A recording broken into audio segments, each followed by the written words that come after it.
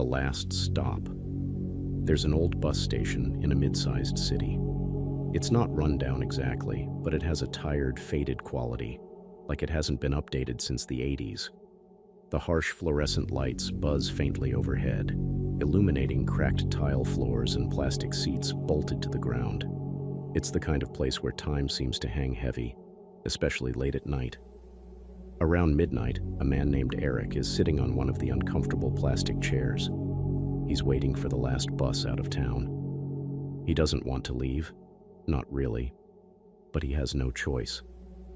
A string of bad luck, his job, his relationship, and his money, has left him with nowhere to turn except to an old friend in another city who reluctantly offered him a couch. The station is nearly empty except for a janitor slowly mopping the far end of the room and a middle-aged woman sitting a few rows away, clutching a suitcase. The bus schedule board flickers intermittently, listing arrivals and departures that don't seem to match the current time. Eric doesn't think much of it. This station is outdated after all. Then something catches his eye. A man enters the station. He's wearing an old-fashioned suit, one that looks almost like it belongs in a black and white film. His shoes gleam like polished obsidian, and his hair is slicked back unnaturally, not a strand out of place. The man looks around the room, his gaze lingering just a second too long on each person before he sits down at the far edge of the station. Eric feels uneasy. There's something about this man that doesn't sit right, but he can't put his finger on it. The man pulls out a newspaper, not a tablet or a phone, but an actual newspaper. Eric notices that the pages are yellowed, as though they've aged decades. The janitor doesn't seem to notice the man at all. In fact, as Eric watches, the janitor seems to pause mid-mop, staring blankly ahead for an uncomfortably long time before resuming his work as if nothing happened. The room feels colder. Now. Eric pulls his jacket tighter around himself. The woman sitting nearby suddenly gets up and walks toward the vending machines. She pauses halfway, her posture stiff, and turns to face Eric. Her eyes are wide, unblinking. "Don't take the bus," she says. Her voice is monotone, almost robotic. Eric blinks, caught off guard. "What?" "Don't take the bus," she repeats. Then she turns sharply, as if on a string, and walks out of the station, leaving her suitcase behind. Eric glances at the strange man in the suit. The man is now watching him, his eyes dark and unreadable. A slow, deliberate smile spreads across his face. It's not a kind smile. It's predatory. Eric's heart begins to race. He stands up, intending to leave, but the sound of the station intercom crackles to life. "Last bus boarding now," a distorted voice announces. The schedule board flickers violently, displaying a new destination that Eric doesn't recognize. There's no other information, just the word terminus. Against his better judgment, Eric moves toward the doors leading to the boarding area. He tells himself it's ridiculous to feel this unsettled. There's no reason to let the words of a strange woman or a creepy man in a suit get to him. He's just tired. The bus is there, idling. Its windows are opaque, and Eric can't see inside. The driver is obscured by shadows, but Eric swears the silhouette isn't quite right. Too tall, too thin, and with an unnatural angle to its posture. The bus doors hiss open. Eric hesitates, then climbs aboard. Inside, the air is stiflingly warm. The seats are old, the fabric threadbare and stained. There are a few other passengers, but their faces are obscured, either by shadows or because they're turned away from him. He doesn't recognize any of them. The bus lurches forward. Eric tries to focus on anything but the gnawing unease clawing at his chest. He notices something odd. There are no stops announced, no landmarks passing outside. In fact, the windows seem to show nothing but darkness. He peers closer, trying to see any hint of where they're going, but there's nothing. Just an endless, suffocating black void. The passengers begin to hum, low and discordant. It's not a song, just an eerie, almost ritualistic sound. Eric's throat tightens as he notices that the passengers' movements are synchronized. They sway slightly in unison with the hum. He tries to stand, but his legs won't move. Panic sets in. He grips the edge of his seat, trying to shout for the driver, but his voice doesn't come out. The humming grows louder. The shadows deepen. The man in the suit suddenly appears at the front of the bus, even though Eric never saw him get on. His smile is wider now, impossibly wide. "You shouldn't have boarded," the man says, his voice reverberating like it's coming from everywhere at once. "This isn't a place for the living." Eric's vision begins to blur. The last thing he sees is the man leaning closer, his face splitting into something grotesque and inhuman. The bus lurches again, and then nothing. The next morning, the janitor finds Eric's suitcase abandoned in the station. There's no sign of him or the woman who warned him. Strangely, the janitor doesn't recall ever seeing Eric the night before. But here's the unsettling part. There have been reports over the years of people vanishing from that bus station, always at night, always waiting for the last bus. The station's cameras never show them leaving. They simply disappear. And every now and then, passengers on late-night buses in nearby towns report hearing a low, eerie hum coming from the back of the vehicle.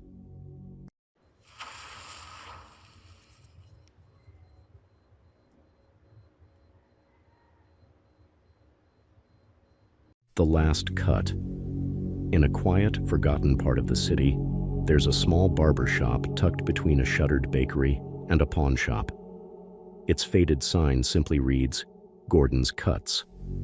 The storefront is unassuming, almost invisible, but for some reason, it has an inexplicable pull. People don't plan to go there. They just find themselves walking in, often without even realizing why. The shop looks frozen in time. The checkered linoleum floor is scuffed but clean. The leather barber chairs are worn but polished, and the faint scent of aftershave lingers in the air. There's an old cash register on the counter, and a small stack of yellowed magazines nobody ever seems to read. The shop has no phone, no website, and no modern equipment, but it doesn't seem to need them. The barber, Mr. Gordon, is an older man, always dressed in a crisp white smock. He's polite but distant, with sharp, penetrating eyes that seem to miss nothing. He rarely speaks unless spoken to, and even then, his answers are short and to the point. Despite his quiet demeanor, his reputation is impeccable. Everyone says he gives the cleanest cuts, the closest shaves, the most precise trims. But there's something odd about him. Something people don't talk about. One evening, a man named Eric stumbled into the shop. Eric was new in town, having moved for a job, and was feeling a bit out of sorts. He hadn't planned on getting a haircut, but as he passed the shop, he felt an irresistible urge to go inside. It was almost like the shop was calling to him. The bell above the door jingled softly as Eric stepped in. The shop was empty, except for Mr. Gordon, who was standing by one of the chairs, his hands resting on the backrest. "Have a seat," Mr. Gordon said, his voice calm and steady. Eric hesitated. Something about the atmosphere felt heavy, like the air itself was thicker inside. But he couldn't bring himself to leave. He nodded and sat down. As Mr. Gordon draped a cape over him and began to work, Eric tried to make small talk. "You've been here a while, huh?" he asked. Mr. Gordon nodded. "Long enough." The scissors snipped rhythmically, a soothing yet unnerving sound in the silence. Eric tried again. "Business must be good. I mean, you've got a great spot here." Mr. Gordon didn't reply this time. Instead, he tilted Eric's head slightly, examining his reflection in the mirror. Eric felt a prickle of discomfort. There was something unnerving about the way Mr. Gordon looked at him, like he wasn't seeing Eric, but something beneath him. As the haircut progressed, Eric's unease grew. The mirror seemed off. At first, he couldn't put his finger on it, but then he noticed his reflection wasn't quite keeping up. When Eric blinked, his reflection lagged a fraction of a second behind. When he shifted in the chair, the reflection moved just a beat too late. "Everything okay?" Mr. Gordon asked, noticing Eric's tense expression. Eric forced a laugh. "Yeah, just tired, I guess." Mr. Gordon's hands paused for a moment, resting lightly on Eric's shoulders. "It happens," he said quietly. "The weight of life can be exhausting." Eric didn't know how to respond. He stared into the mirror, trying to convince himself he was imagining things. But then, out of the corner of his eye, he saw something that made his blood run cold. For the briefest moment, his reflection smiled. Not him, his reflection. A slow, deliberate grin that curled across its face, even though Eric's own face hadn't moved. He froze, his breath catching in his throat. The smile disappeared as quickly as it had appeared, leaving his reflection perfectly normal. But Eric knew what he'd seen. "Almost done," Mr. Gordon said, as if nothing was amiss. His tone was calm, almost soothing, but Eric felt trapped, like prey under a predator's gaze. When the haircut was finished, Eric practically jumped out of the chair. "Thanks," he mumbled, shoving cash into Mr. Gordon's hand without waiting for change. "Take care," Mr. Gordon said, his voice following Eric out the door. Outside, Eric gulped in fresh air, his heart pounding. He told himself it was just his imagination, that he was overreacting. But when he got home and looked in the mirror, his stomach dropped. The haircut was perfect, too perfect. Every hair was precisely in place, every line sharp and clean. It was like his head had been sculpted. But that wasn't what scared him. It was his reflection. It stared back at him, perfectly still, even as Eric leaned closer to the glass. He raised his hand slowly, watching as his reflection lagged, just for a fraction of a second, before catching up. His reflection's eyes seemed darker, emptier, as if something else was looking out from behind them. Over the next few days, Eric's reflection grew more and more independent. It began moving on its own, subtle at first. A twitch of the lips, a blink when Eric hadn't blinked. Then it became bolder, smirking at him, tilting its head in ways Eric hadn't. One night, it mouthed words he couldn't hear. Terrified, Eric avoided mirrors altogether. He tried to return to the barber shop to confront Mr. Gordon, but when he arrived, the shop was gone. The building was empty, the windows boarded up. It was as if it had never existed. Eric's friends noticed the change in him. He grew withdrawn, jumpy, paranoid. He told them about the shop, about his reflection, but they laughed it off, saying he was overworked or stressed.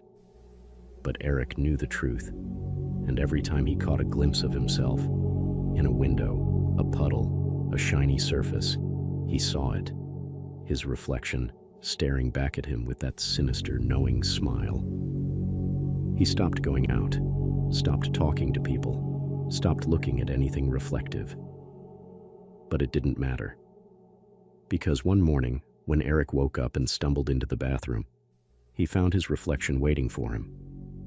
It wasn't in the mirror. It was standing behind him.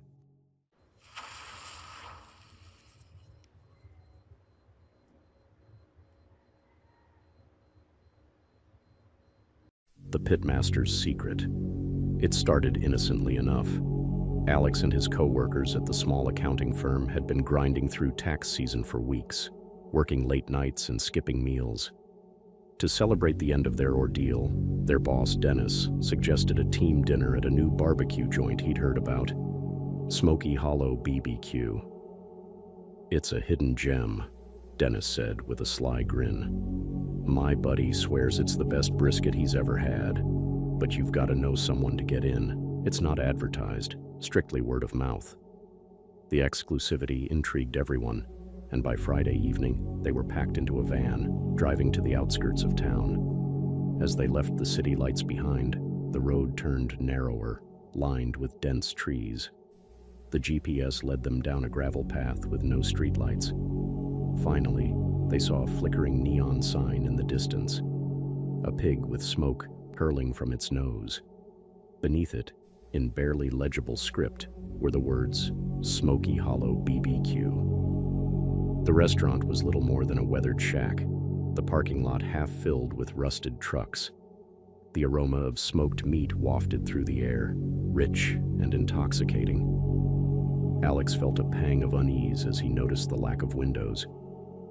The building seemed sealed, almost like it was holding something inside. Inside, the restaurant was dimly lit, the walls covered with faded photos and taxidermy animals. The air was thick with the scent of hickory and something else Alex couldn't place, a faint metallic tang. A man greeted them at the door, his apron stained and his hands massive, calloused. "Name's Clyde," he said in a gravelly voice. "I'm the pitmaster here. You're in for a real treat." There were no menus. Clyde explained that the restaurant served a single tasting menu, a progression of smoked meats prepared in their signature style. The group chuckled nervously but agreed, eager to see what all the hype was about. The first course arrived, small plates of smoked sausage and pulled pork sliders. Unreal, the meat tender and perfectly spiced. Conversation flowed easily, and the group's initial apprehension began to fade. Even Alex, who prided himself on his critical palate, found himself savoring every bite. But something nagged at him. The meat tasted unlike any barbecue he'd had before. It was almost too tender, too rich, and as he chewed, he noticed a faint grittiness, like there were microscopic fragments of bone or cartilage ground into the mix. When he mentioned it to Dennis, his boss shrugged. "That's the hallmark of great barbecue," Dennis said, slapping him on the back. "They use every part of the animal." After the third course, a platter of ribs glazed with a dark, sticky sauce, Alex excused himself to find the restroom. The layout of the restaurant was odd. The hallway seemed to twist unnaturally, with doors that didn't appear to lead anywhere. Eventually, he found a door marked "Restroom," but stopped short when he heard muffled voices behind it. Curious, he pressed his ear against the door. The voices were low and urgent, punctuated by the occasional clanging of metal. He couldn't make out the words, but the tone was sharp, almost panicked. As he turned to leave, a sudden chill ran down his spine. A faint sound echoed from further down the hall, like the scrape of something heavy being dragged. Against his better judgment, Alex followed the noise to a second door, this one marked "Employees Only." It was ajar, revealing a staircase leading down to what looked like a basement. The basement was dimly lit, the air heavy with the scent of blood and smoke. Large hooks dangled from the ceiling, some empty, others holding unrecognizable cuts of meat. A massive butcher block sat in the center, its surface stained dark. Alex's stomach turned as he realized that the cuts didn't look like any animal he'd ever seen. The proportions were wrong, too elongated, too human. A sudden movement made him freeze. In the corner of the room, partially obscured by shadows, was Clyde. He was bent over something on the butcher block, his cleaver rising and falling with mechanical precision. Alex's foot slipped on the damp floor, and Clyde's head snapped up. Their eyes met, and Alex felt his blood turn to ice. Clyde's face, once affable, was now twisted into a mask of fury. "You shouldn't be here," Clyde growled, his voice low and menacing. Alex stumbled backward, nearly slipping again as Clyde advanced. His heart raced as he turned and bolted up the stairs, the sound of heavy boots following close behind. He burst into the dining room, where his co-workers were still eating, oblivious to his terror. "We need to leave," Alex panted, grabbing Dennis by the arm. "Now." Dennis frowned. "What are you talking about? Sit down. Dessert's coming." But Alex couldn't stay. He grabbed his jacket and ran out into the night, his co-workers' confused voices fading behind him. As he reached the van, he realized he didn't have the keys. He turned back toward the restaurant but stopped short when he saw Clyde standing in the doorway, his cleaver glinting in the light. "Leaving so soon?" Clyde called out, his voice dripping with mockery. Alex never returned to the restaurant, but the nightmares stayed with him. He avoided his coworkers and quit his job soon after, unable to shake the feeling that they were watching him, waiting for him to slip up. A few months later, he saw a news report about Smoky Hollow BBQ. The restaurant had burned to the ground in a mysterious fire. No bodies were found, but investigators discovered a hidden freezer in the basement, filled with meat labeled only by dates and initials. Alex's stomach churned as he read the article. The date on one of the packages matched the night of their dinner. And the initials? They were Dennis's.